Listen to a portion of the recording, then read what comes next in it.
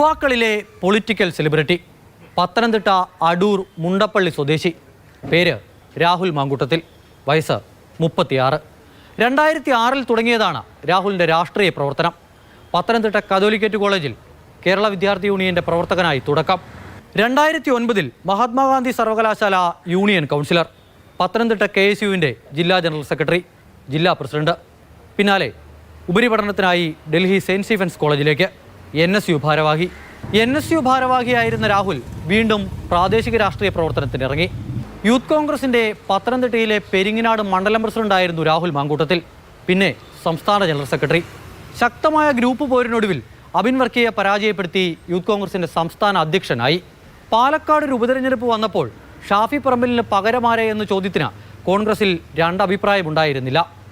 രാഹുലിനെ തന്നെ നിയോഗിച്ചു. പാലക്കാട്ടെ കരിമ്പനകളെ തീപിടിപ്പിക്കാൻ പോകുന്ന രാഷ്ട്രീയ ചൂടിൽ നടന്ന ത്രികോണ പോരാട്ടത്തിൽ രാഹുൽ വിജയിച്ചു കയറിയത് 18,840 വോട്ടുകളുടെ ഭൂരിപക്ഷത്തിൽ. നിയമസഭയിലെത്തി രാഹുൽ സത്യപ്രതിജ്ഞ ചെയ്തത് കഴിഞ്ഞ വർഷം ഡിസംബർ 4-ന്. ഒരൊറ്റ വർഷം പിന്നിടുമ്പോൾ ദൈവനാമത്തിൽ സത്യപ്രതിജ്ഞ ചെയ്ത അധികാരമേറ്റ അതേ ദിവസം രാഹുൽ കോൺഗ്രസിന് പുറത്തേക്ക് പോവുകയാണ്. എത്രത്തോളം വേഗത്തിലായിരുന്നു രാഹുലിൻ്റെ രാഷ്ട്രീയ വളർച്ച, അതുപോലെ തന്നെയാണ് തിരിച്ചിറക്കവും രാഷ്ട്രീയ പതനവും. അമൽ തേനമർമ്മിൽ, മാതൃഭൂമി ന്യൂസ്, തിരുവനന്തപുരം.